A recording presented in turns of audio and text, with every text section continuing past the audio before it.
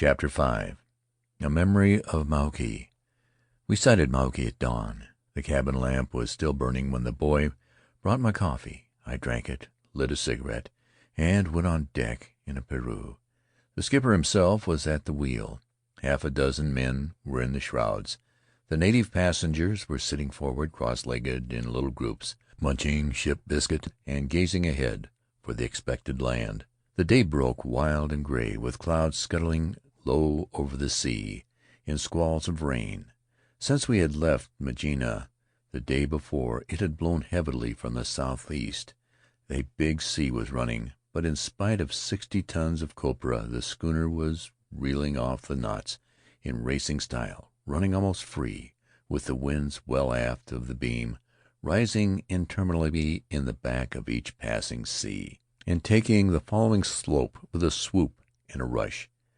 We had no log. It was difficult to guess our position within a dozen miles. The low, driving clouds surrounding us like a curtain made it impossible to see more than a few hundred yards. Until an observation could be obtained, the landfall was a matter of luck and guesswork.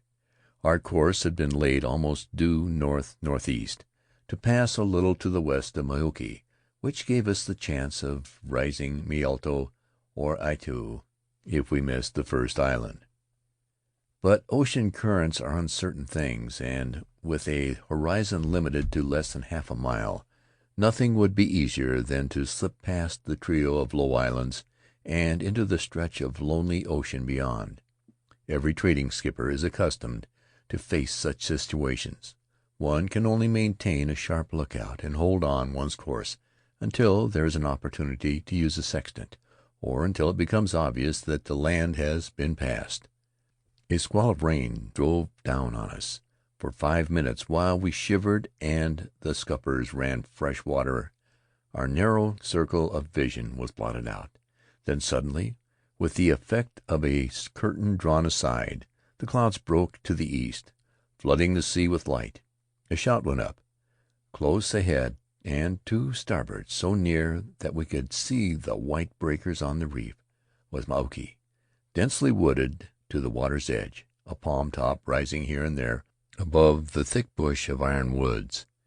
Next moment the curtain descended. Gray clouds and rearing seas surrounded us. It was as though we had seen a vision of the land, unreal as the blue lakes seen at midday on the desert. But the skipper was shouting orders in harsh Mangyan. The schooner was swinging up into the wind. The blocks were clicking and purring as half a dozen boys swayed on the main-sheet. Presently the land took vague form through the mist of squalls. We were skirting the reef obliquely, drawing nearer the breakers as the settlement came in view.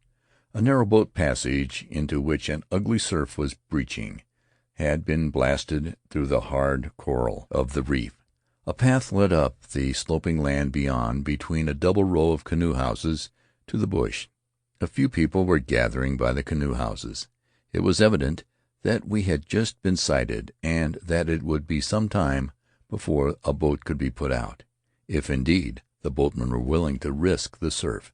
Meanwhile we could only stand off and on until they came out to us, for the skipper had no intention of risking his ship's boat and the lives of his men on such a forbidding shore. "Aurori," he sang out, dwelling long on the last syllable of this Cook Island version of Hard-a-Loi. The schooner rounded into the wind with a ponderous deliberation calculated to make the nerves of a fair-weather sailor twitch. She seemed to hesitate, like a fat and fluttering grandmother.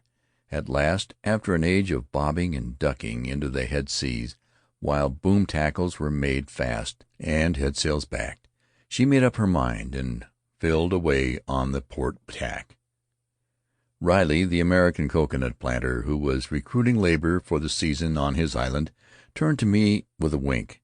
"If this old hooker was mine," he remarked in a voice meant to reach the skipper's ears, "I'd start the engine every time I came about.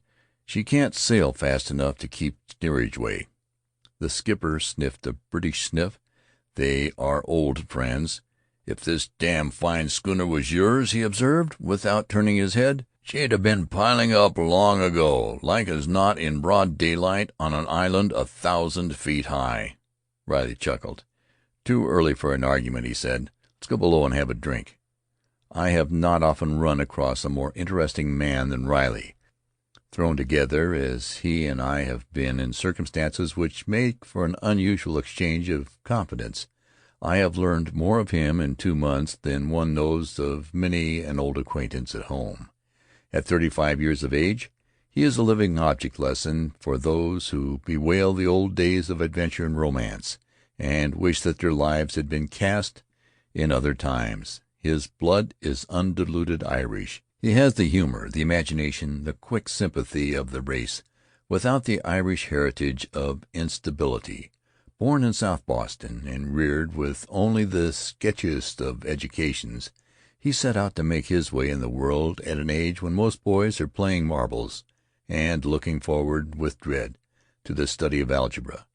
For 15 years he wandered, gathering a varied background of experience. He worked in mills. He drifted west and shipped as cabin boy on vessels plying the Great Lakes. He drifted further west to become a rider of the range. Finally he reached San Francisco, and took to the sea. He has been a sealer, an Alaska fisherman, an able-bodied seaman on square riggers sailing strange seas. He has seen Cape Horn and the Cape of Good Hope. He speaks of the ports of India, China, Africa, the Java Sea, as you would speak of Boston or New York. In the days when a line of schooners ran from San Francisco to Tahiti, touching at the Marquesas on the way, he felt a call to the South Seas, and shipped for a round trip before the mast. When he returned to San Francisco, a change seemed to have come over him. The old wandering life had lost its charm, had gone flat and stale. Like many another, he had eaten of the wild plantain, unaware. The evenings of carousal ashore no longer tempted him, even the long afternoons of reading, for reading has always been this curious fellow's chief delight, stretched on his bed in a sailor's boarding-house, had lost their flavor. The print blurred before his eyes, and in its place he saw islands of savage loveliness, rising from a warm blue sea, shadowy and mysterious valleys, strewn with the relics of a forgotten race. The dark eyes of a girl in Towhee. Remember that Riley was both a sailor and an Irishman, a rough idealist, keenly susceptible to beauty and the sense of romance. It is stated that the men who live romance are seldom aware of it. This may be true, though I doubt it. Certainly in Riley's case the theory does not work out. He is the most modest of men, untainted by a hint of egoism in his stories, superbly told with the Irish gift for circumstantial detail and dramatic effect. The teller's part is always small, and yet as one listens, thrilled by the color and artistry of the tale, one is all the while aware that this man appraises his memories at their full value, reviews them with a ripened gusto and ever-fresh appreciation. In short, he is one of those fortunate or unfortunate men for whom realities, as most of us know them, do not exist, men whose eyes are incapable of seeing drab or gray, who find mystery and fresh beauty in what we call the commonplace. It is scarcely necessary to say that Riley was aboard the next schooner bound south for the islands. Nukuhiva knew him for a time, but the gloom and tragedy of that land, together with an episode of domestic infidelity, were overpowering to a man of his temperament. From the Marquesas he went to Tahiti, and his wanderings ended in the Cook group, 600 miles to the west. Perhaps the finding of his journey's end wrought the change. Perhaps it was due to his rather practical Tahitian wife. In any case, the wanderer ceased to rove. The spendthrift began to save and plan. In the groups to the eastward he had picked up a smattering of coconut lore. It was not long before he got a berth as superintendent of a small plantation. With a native wife and the Irishman's knack for language, he soon mastered the dialect of his group.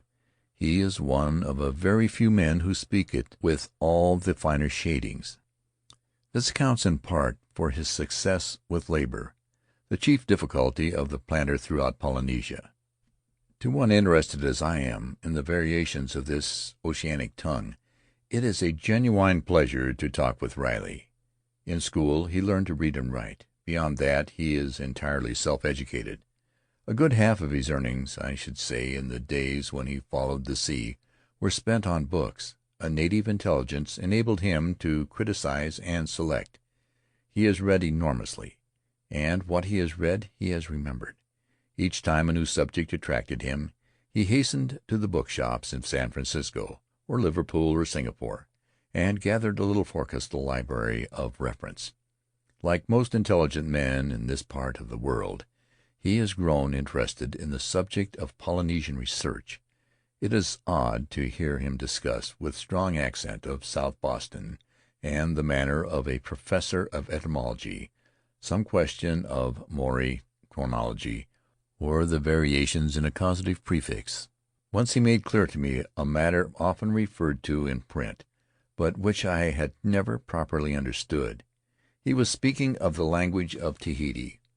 "When you hear a Tahitian talk," he said, "it sounds different, but really it's the same as Hawaiian or Manichaean or Rarotongan or New Zealand Maori. Tahiti is the oldest settled place, and the language has kind of rotted away there. Nowadays the Tahitian has lost the strong harsh sounds of the old lingo, the k and the ng.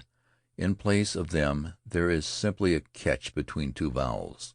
If you know Rarotongan and understand the system of change, you can get on all right in Tahiti. Take our word alagangi, to play a musical instrument. Tangi means wail or weep. Aka is the old causative prefix. The combination means cause to weep. Now let's figure that word out in Tahitian. First we've got to take out the k and the ng. That leaves a bad start. It doesn't sound good. So the Tahitians stick on an f at the beginning. That's all there is to it. Fatahi is the word. It makes me laugh to think of when I first came down here. I was working in Tahiti, and when I came home in the evening my girl would look up from her sewing and sing out, "O'Reilly." "For the love of Mike," I'd tell her, "don't you know my name yet? It's Riley, not O'Reilly." Finally I caught on.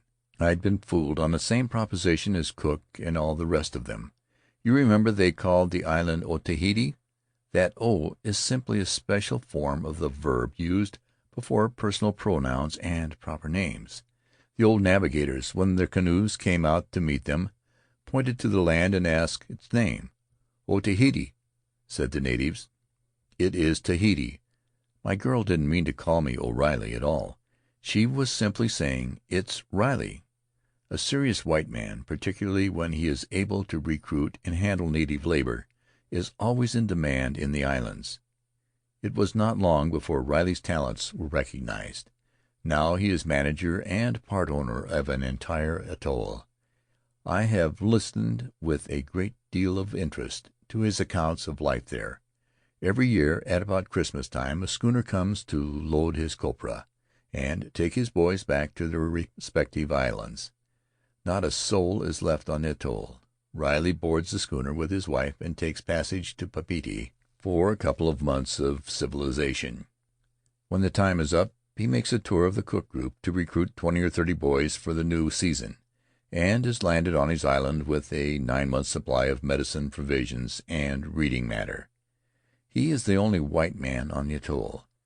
One would suppose such a life deadly monotonous and lonely.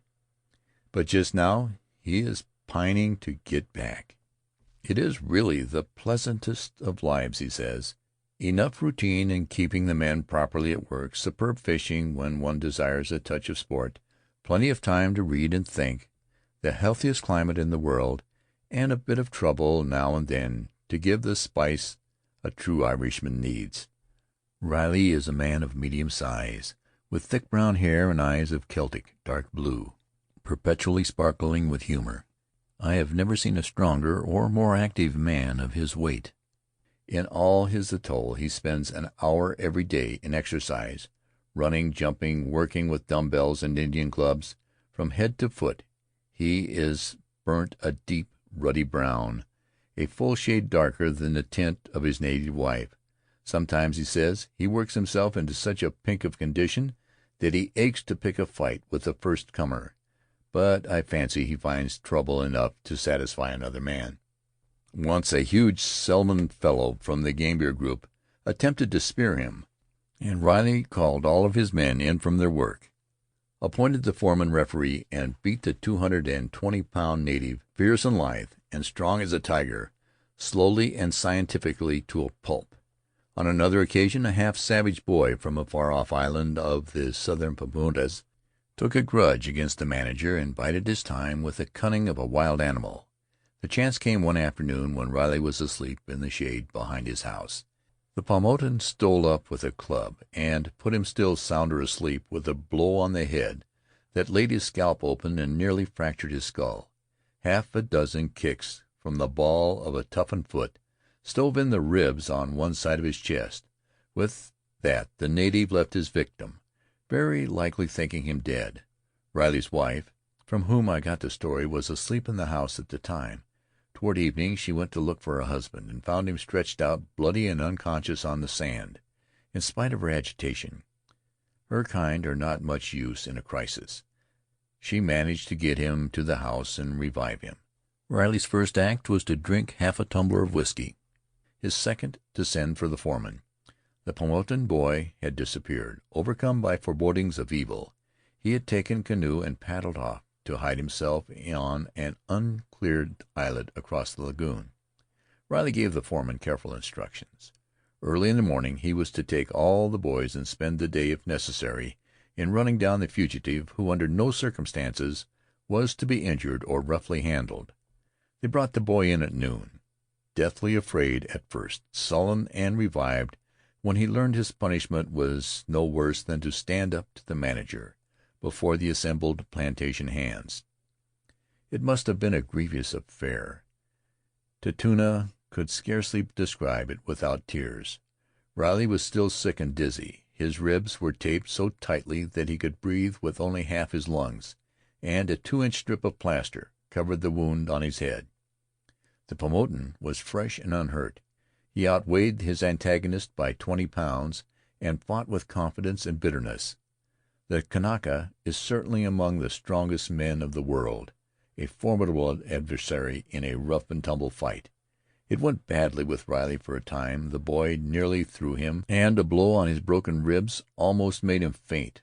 But in the end, maddened by pain and the thought of the treacherous attack, he got his man down, and might have killed him if the foreman and half a dozen others had not intervened. Riley's Island is a true atoll, a broad lagoon enclosed by an oval sweep of reef, along which are scattered islets of varying size. Many people must have lived on it in the past. Everywhere there are traces of man's occupation. A dozen inhabitants were there within the memory of living men, but the dead outnumbered the living too heavily. The place became unbearable to them, and in the end a schooner took them away. The Outlandkluk Islands are places full of interest. I determined, when I began this letter, to give you a real account of Maui, the island itself, its people, the number of tons of copra produced annually, and other enlightening information. But somehow, when one begins to write of this part of the world, it seems a hopeless task to stick to a train of facts. There are too many diverging lines of fancy, too many intangible stimuli to thought, stirring to the imagination. Our landing at Maui was a ticklish business. Like Mangaia, Mataro, and Etu, this island is of mixed volcanic and raised coral origin, the pinnacle of a submerged peak, ringed with millions of tons of coral, and without any lagoon worthy of the name. The polyps have built a sort of platform around the island, low inshore and highest, as it seems usually the case, just before it drops off into the sea. Branching across the outer ridge, the surf fills a narrow belt of shallows between it and the shore. The result is a miniature edition of a lagoon, a place of rocky pools where children wade knee-deep on the lookout for crayfish and baby octopus. On the outer edge of the reef is steep too, dropping off almost at the perpendicular. It is difficult to realize, when one has been brought up on the friendly coast of America, that if a boat capsizes off these reefs, one must swim offshore and wait to be picked up; that it is wiser to chance the sharks than to attempt a landing in the surf, for the sea is breaking along the summit of a sunken cliff, jagged and sharp as broken glass, poisonous as the venom of a snake. They came out to us in a whaleboat. Riley, the supercargo, and I were the first to go ashore. As we pulled away from the schooner, a high-pitched argument began. One of the principal men of the island had come out as a passenger and was sitting beside me. He insisted that as they had got off safely from the boat passage, it was best to return the same way. The boat steerer disagreed. It was all very well to put out from the passage with a score of men to hold the boat until the moment came, and launch her out head on to the breakers. But now the situation was different. The passage was narrow. It must be entered just so, and a mishap might have unpleasant consequences in such a surf. The steersman had the best of it. He took us a quarter of a mile beyond the passage, and let his men rest on their oars off a place where the reef seemed a little lower than elsewhere. Each time we swung up to the crest of a swell, I got a look at the surf, and the prospect was not reassuring. Once or twice, as the backwash poured off in a frothy cascade, I caught a glimpse of the coral, reddish black, jagged and forbidding. Little by little we drew near the land, until the boat lay just where the waves began to tower for the final rush. The oarsman backed water gently. The boat steerer turned his head nervously this way and that, glancing at the reef ahead and at the rearing water behind.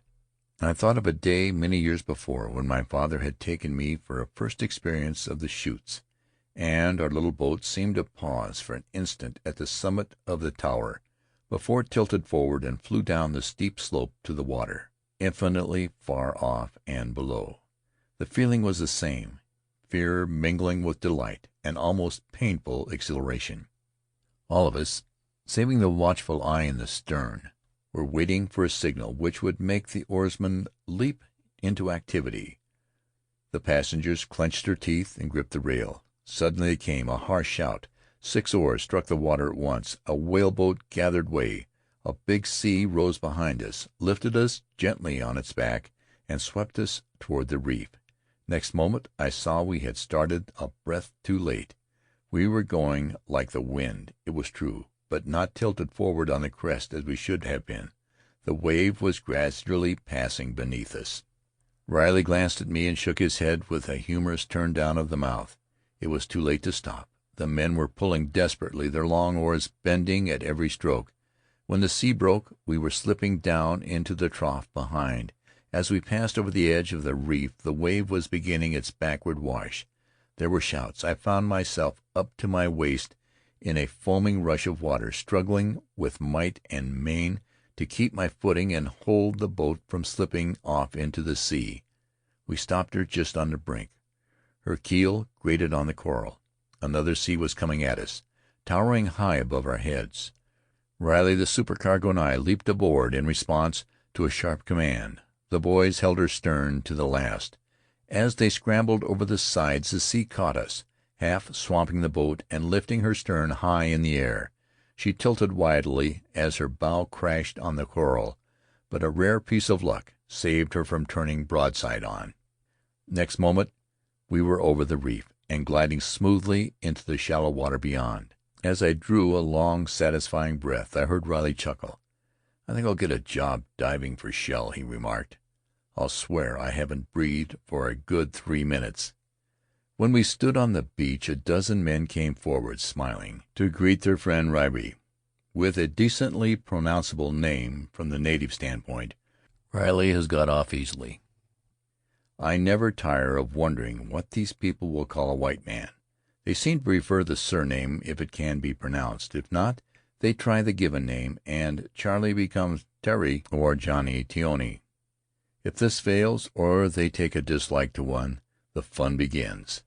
I have a friend who, unless he leaves the islands, will be called salt pork all his life, and I know another man, a second-rate colonial of the intolerant kind, who goes blissfully about his business all unaware that hundreds of people know him by no other name than pig dung. No doubt you have noticed another thing down here, the deceptive simplicity of address. In these eastern islands the humblest speaks to the most powerful without any title of respect, with nothing corresponding to our Mr. or Sir. At first one is inclined to believe that there is the beautiful and ideal democracy, the realization of the communist dream, and there are other things which lead to the same conclusion. Servants, for one example, are treated with extraordinary consideration and kindness. When the feast is over, the mistress of the household is apt as not to dance with the man who feeds her pigs, or the head of the family to take the arm of the girl who has been waiting on his guests. The truth is that this impression of equality is false. There are not many places in the world where a more rigid social order exists, not of caste, but of classes.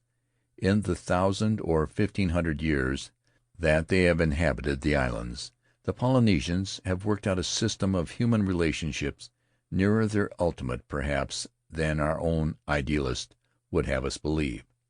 Wealth counts for little, birth for everything. It is useless for an islander to think of raising himself in a social way, where he is born or dies, and his children after him. On the other hand, except for the abstract pleasure of position, there is little to make the small man envious of the great. He eats the same food, his dress is the same, he works as little or as much, and the relations between the two are of the pleasantest. There is a really charming lack of ostentation on these islands, where everything is known about everyone, and it is useless to pretend to be what one is not. That is at the root of it all. Here is one place in the world, at least, where every man is sure of himself. We were strolling up the path between the canoe houses when Riley stopped me. "Come and have a look," he said. "This is the only island I know of where you can see an old-fashioned double canoe." There were two of them in the shed we entered, under a roof, a battered galvanized iron, long, graceful hulls fashioned from the trunks of trees, joined in pairs by timbers of ironwood laid across the gunwales and lashed down with sinnet. They were beautifully finished, scraped smooth, and decorated with carving. In these craft, my companions told me, the men of Mauke still voyaged to Aitu and Minuto, as they had done for generations before Cook sailed through the group. There is an ancient feud between Mauke and Aitu. It is curious how hard such grudges die. The men of Aitu were the most warlike of all the Cook Islanders. Even in these times of traders and schools of missionaries, no firearms are allowed on the island. Time after time, in the old days, they raided Mauke, stealing by night upon the sleeping villages, entering each house to feel the heads of sleepers. When they felt the large head of a warrior, they seized his throat and killed him without noise.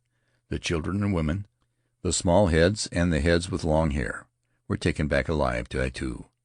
Terrible scenes have been enacted under the old ironwoods of Mauke, when the raiders, maddened with the heat of killing, danced in the firelight about the opened ovens and gorged on the bodies of the slain.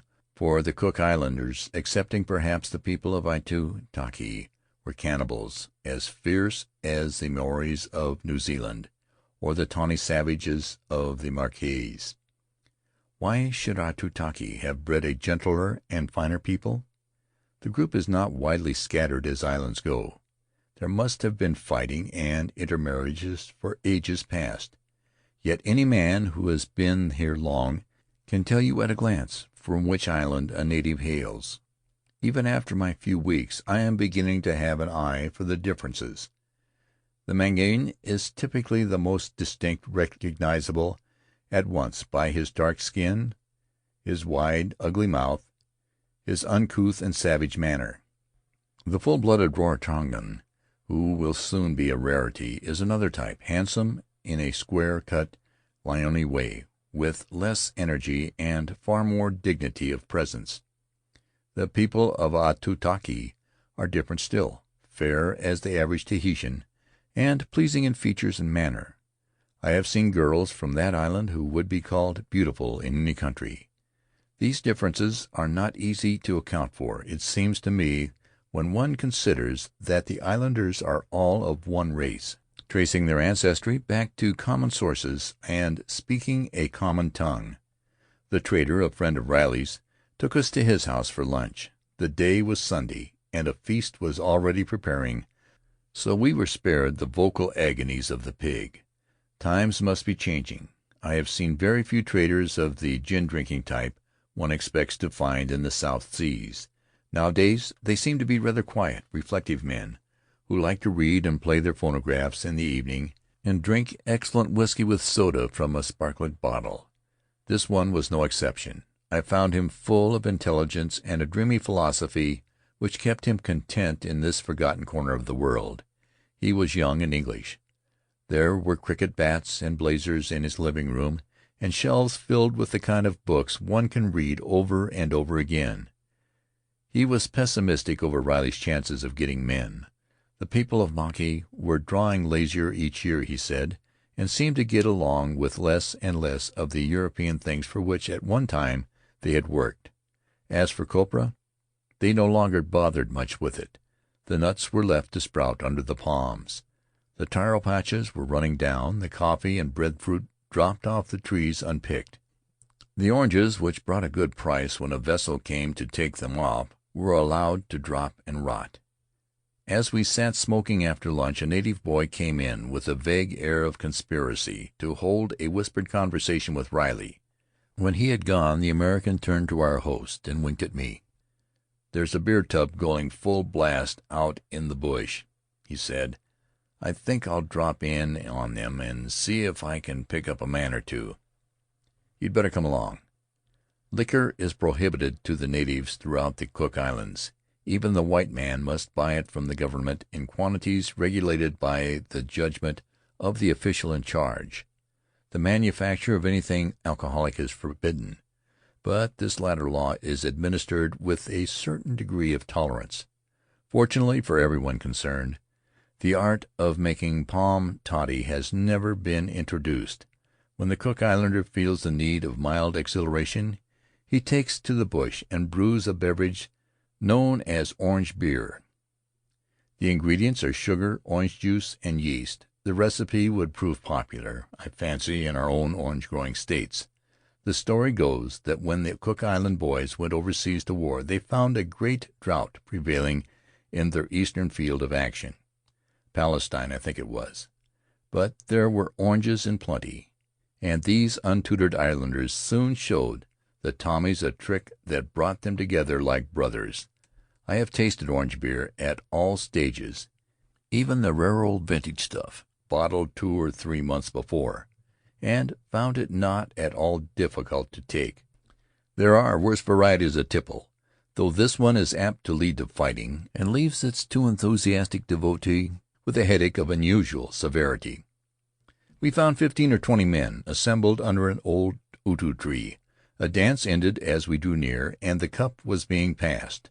2 5-gallon kerosene tins, with the top cut off and filled with the bright yellow beer, stood in the center of the group. Women are never present on these occasions, which corresponds in a way to Saturday evenings in a club at home. A sort of rude ceremonial, a relic perhaps of kava-drinking days, is observed around the beer tub. The oldest man present, armed with a heavy stick, is appointed guardian of the peace, to see that decency and order are preserved. The natives realize, no doubt, that any serious disturbance might put an end to their fun. The single cup is filled and passed to each guest in turn. He must empty it without taking breath. After every round, one of the drinkers is expected to rise and entertain the company with a dance or song. Riley was welcomed with shouts. He was in a gay mood, and when we had our turns at the cup, he stripped off his tunic for a dance. He is a famous dancer, unhampered by the native conventions.